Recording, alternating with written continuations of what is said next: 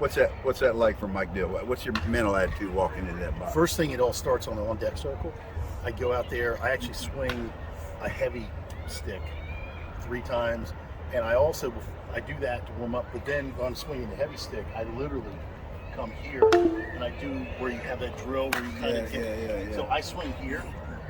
Now, what's that do for you? Just keeps you Just mentally, to keep your back, yeah, so you're not out wide. Yep. So I'll swing 3 times with the heavy stick right here, just to remind myself, loosen myself up, and then before I get in the box, I'll actually do the same thing. I'll take 3 hard swings right here, game swing, to remind myself, speed my body up, speed everything up, be ready to go. I do that. I do 3 there. Well, I'll make me 2 batters away, and then I'll take 3. And it just kind of gets me locked in. I just block everything out. And then I know, thinking about what my situation, what am I going to do when I get in there? I've got a game plan. I've got one of 2 plans. Is it a base hit or is it a home run? What am I going to do depending on what the guy in front of me is doing, circumstance. So that really helps me just mentally get locked in. And then when I get in the box, I've got a game plan. And then I think the real secret to being successful with that is you got to be able to know you can go 2 different places with a pitch when you're in there. So I know whatever the pitcher does, I can get a hit one of 2 places.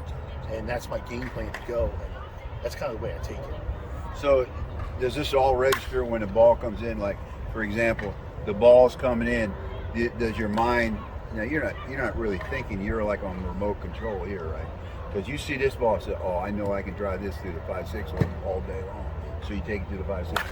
Or you see one comes in and say, "Oh shit, it's right up in my wheelhouse. I'm gonna take this to the motherland out of the park." Right? Yeah.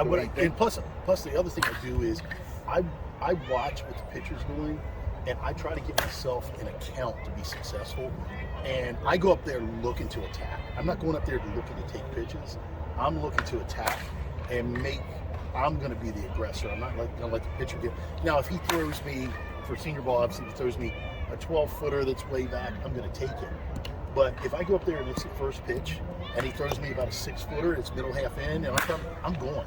I mean, I see no need to take pitches if it's what I want. I see. And then, one thing I just taught hitting clinic today for SSUSA over in Winter Haven and everything, is I asked the question. I said, okay, you got a 3-0 count. I'm asking the campers, what do you do next pitch? I said, how many people are taking that next pitch? They're all going, me. And I say, no, you don't do that. I say, if you're going to do that, stay home and cut grass, okay? You go up there, you be aggressive. If it's 3-0 and you're looking for, to hit a home run per se, if he throw me a 6-footer that's middle half in, I'm going first pitch. But the thing is, and credit Bob O'Brien, he taught me this, every pitch is hittable, but not every pitch is drivable. So I'm looking for a pitch that's drivable, and I'm at the advantage now because the pitcher's got to let me hit.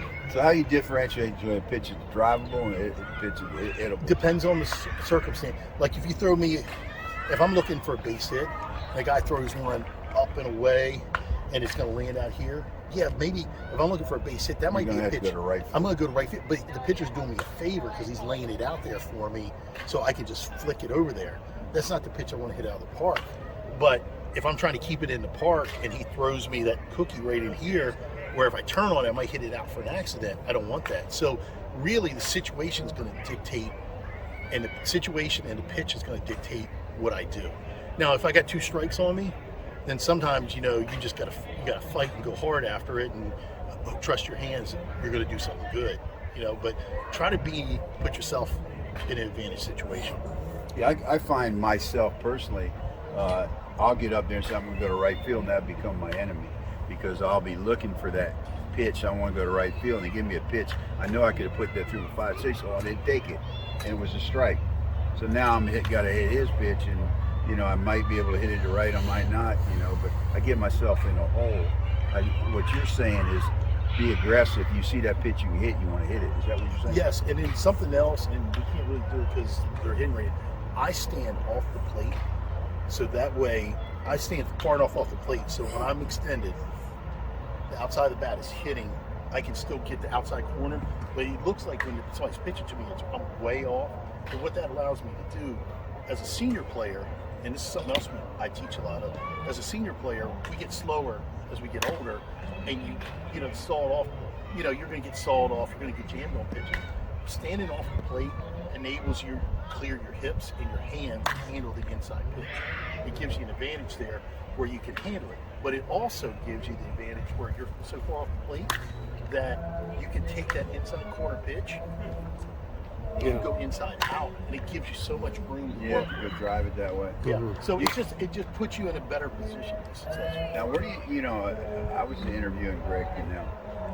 Okay, and I think it was Greg that said he stood back in the back of the plate, which is unusual. Yeah. Okay, most guys stands stand back. up, and he stands back, and he's got a lot of success. I gotta see a lot of his swings. He is arguably going to go down as the greatest hitter in Major World Series history. Really? Yes. Because he's going to break every record.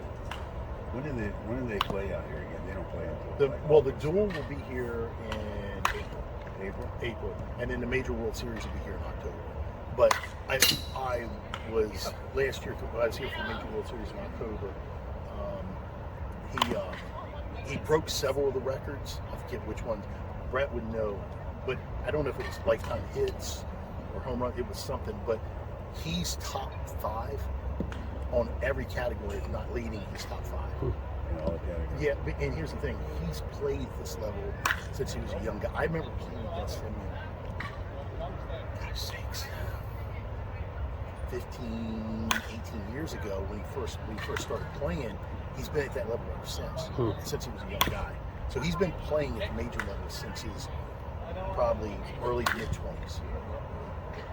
Fantastic talent, great guy for the game, hard-nosed, plays the infield. And he's not a huge man. No, he's not. But here's the other thing that's really built like important. a stud. Here's the other thing that's really important, which makes him so great, is a lot of guys who break records stay in the game a long time. Catcher, DH, first baseman. He's playing second base, sometimes playing in the middle. Heck, last year at the Duel, he was playing shortstop. So he's not playing Just a random position. he is actually a two-way player. And his hands are so fit. I mean, Well, I hope you enjoyed that from Mike Dill and his insights on how to approach getting in that batter box and get ready to hit. I'm going to approach the end of this in the context of, folks, we need your subscription. We're trying to get to 1,000.